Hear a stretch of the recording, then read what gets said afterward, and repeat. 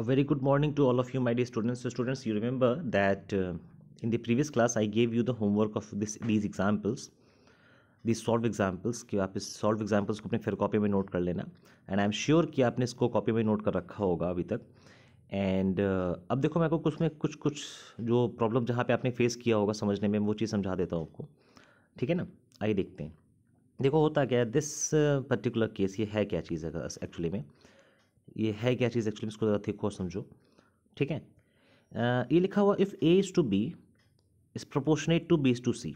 अब प्रोपोर्शनेट का मतलब क्या होता है?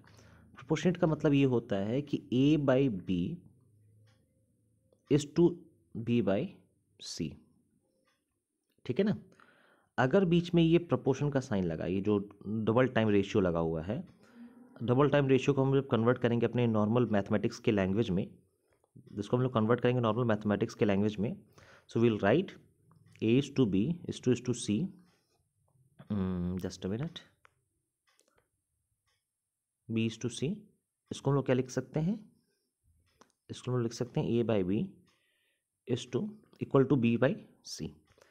देखो कहा गया है यहाँ पे A B are said to be in continued proportion. इसका मतलब क्या है? अगर ऐसा कुछ लिखा हुआ है, सो वी कैन से कि A B C are said to be in which proportion? Continued proportion. C is called third proportional to A and B. C क्या कहलाएगा? Third proportion to A and B. And fourth proportion to A B B. A B B का क्या है? Fourth proportion है. ठीक है. अब आगे देखते हैं. थर्ड का मतलब क्या है? वही चीज़ जो मैं बताया, A by B equal to B by C, यानी B square equal to A C, यानी B equal to root A C. And B is called the mean proportional or geometric mean between A and C. बहुत अच्छी बातें हैं, देखो ध्यान से. कहने का मतलब ये है कि A by B equal to B by C अगर आपको दिख रहा है, ये कहाँ से दिख रहा है? ये इसकी वजह से दिख रहा है. का मतलब है कि B square is equal to A C. का मतलब है कि ए सी का B is equal to A C का अंडर रूट स्क्वायर रूट.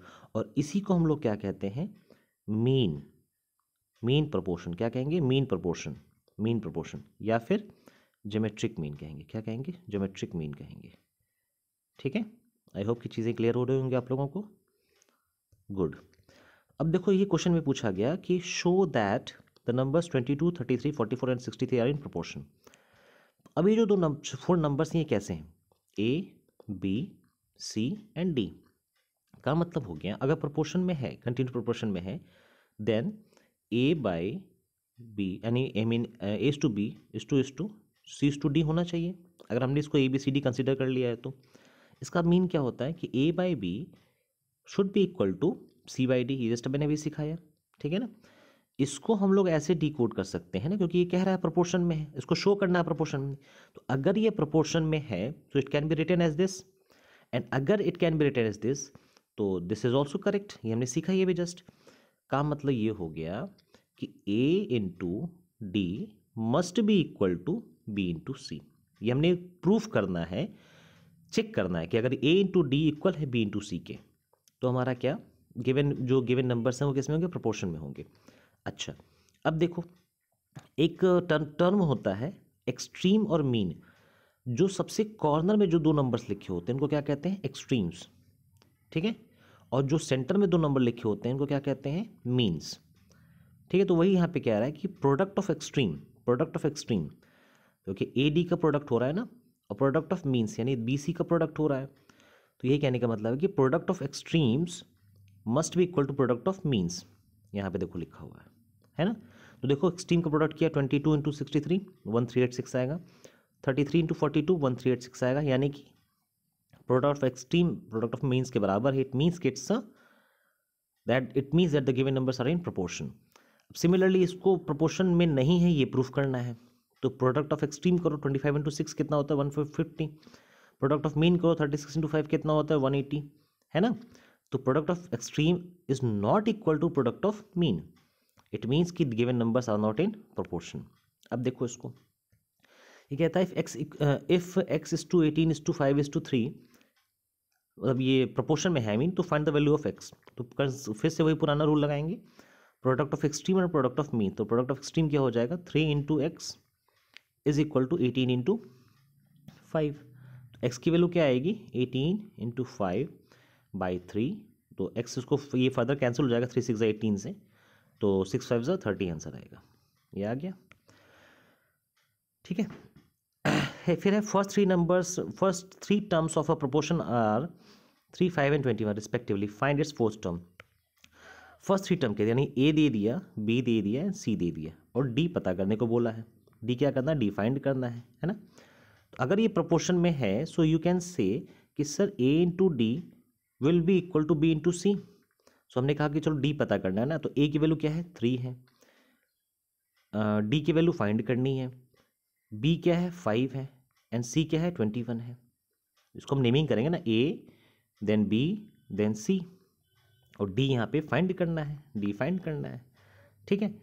तो अगेन इसको जब सॉल्व करेंगे तो डी की वैल्यू क्या आएगी 5 इंटू 21/3 यानी 3 7 21, तो डी की वैल्यू कितनी आ जाएगी 35 आ जाएगी, ठीक है। देखो यहाँ पे 35 आई भी है, करेक्ट। और देखते हैं नेक्स्ट क्या है, कहता है if 25 35 x are in continued proportion find the value of x। अब देखो कंटिन्यूड प्रोपोर्शन का मतलब क्या होता है, यहाँ याद है ना कंटिन्यूड प्रोपोर्शन मैंने सिखाया था अभी जस्ट। कंटिन्यूड प्रोपोर्शन का मतलब क्या होता है, यहाँ पे जो सेकंड टर्म है वो 2 बार लिखा जाता है, like this. Just a minute,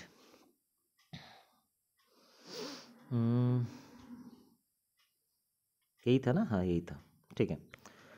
तो कंटिन्यूड प्रोपोर्शन का मतलब जस्ट मैंने सिखाया था आपको कि a by B, I mean a is to b is to b is to c, तो b square is equal to A C, ये हम लोग सीखे थे, correct. B square is equal to A C, यानी अगर ये हमारा कंटिन्यूड प्रोपोर्शन में है तो बी स्क्वायर किसके इक्वल होगा, ए सी के इक्वल होगा, करेक्ट। बी स्क्वायर इक्वल किसके इक्वल होगा, ए सी के इक्वल होगा, है ना। तो यहाँ पे बी स्क्वायर क्या है, आप कहोगे सर ये ए है 25, 35 क्या है बी है, और जो थर्ड नंबर एक्स है वो क्या है सी है। मैंने कहा कि B square is equal to A C होगा, तो बी क्या है यहाँ पे 35, राइट। 35 इंटू 35 किसके इक्वल होना चाहिए, ए सी के, ए है 25 और सी कितना है एक्स है। अब यहाँ हमें इस इक्वेशन से एक्स की वैल्यू फाइंड करनी है। सो इस इक्वेशन से हमें एक्स की वैल्यू फाइंड करनी होगी, तो हम उसको और कैसे लिख सकते हैं, x into 25 is equal to 35 into 35। So x equal to कितना आ जाएगा 35 इंटू 35/25, यानी 5 5 25, 5 7 35, अगेन 5 5 25, 5 1 5 एंड 5 7 35। एक्स कितना आ जाएगा 7 2 7 यानी कि 49 आ जाएगा, करेक्ट, ठीक। Find the third proportional to 9 and 12। अब देखो थर्ड प्रोपोर्शनल का मतलब क्या होता है, find the third proportional to 9/9 and 12। Let the third proportional to 9 and 12 be x, then the fourth proportional to 9 12 is. अब देखो उसको समझने की तरीका क्या है, just try to understand one thing. इस कंसेप्ट को, इस उनका जो सॉल्यूशन उसको कट करो, उसको छोड़ो, यहाँ से कंफ्यूज हो जाओगे नहीं तो। थर्ड प्रोपोर्शनल का मतलब क्या है कि ये 2 नंबर प्रोपोर्शन में है, सी उसका कंटिन्यूड प्रोपोर्शन होगा। थर्ड मतलब सी नंबर, सी क्या होगा उसका कंटिन्यूड में आएगा, कंटिन्यूड प्रोपोर्शन में आएगा। तो अगर सी कंटिन्यूड प्रोपोर्शन में आएगा तो हमने अभी जस्ट सीखा कि क्या होता है ए बाई बी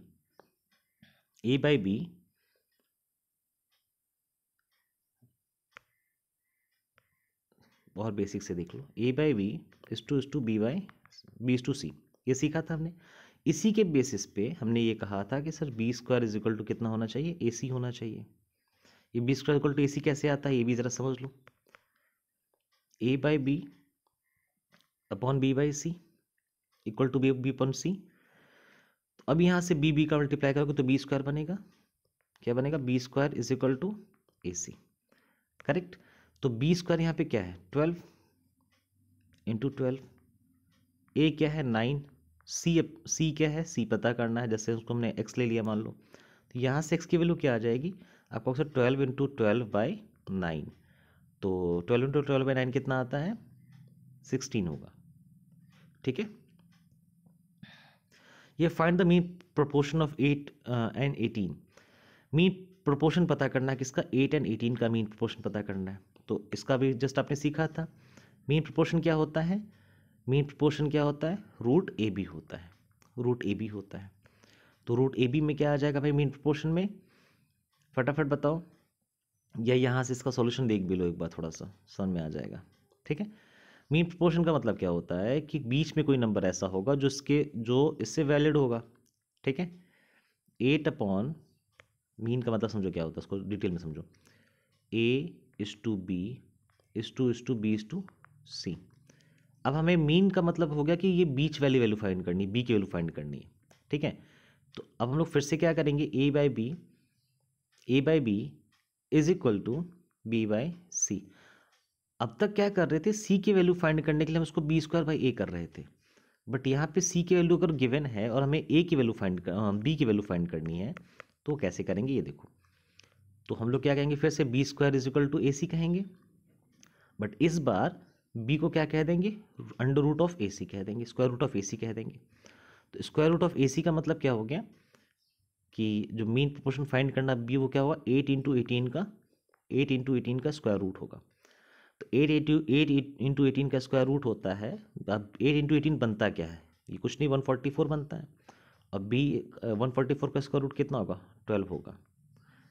ठीक है, so student this is the way to solve the given examples.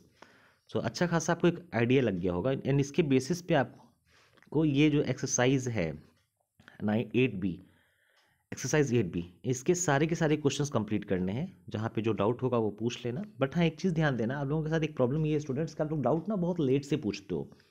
ठीक है ना, जैसे मान लो थर्सडे है, मेरी जो नेक्स्ट क्लास आप लोग की पड़ेगी, आई थिंक सैटरडे पड़ेगी, आज टुडे इज थर्सडे, तो सैटरडे अगर क्लास पढ़नी है तो आप मुझे आज डाउट भेज दोगे कि सर मुझे इस क्वेश्चन में डाउट है, then I will prepare the videos ना।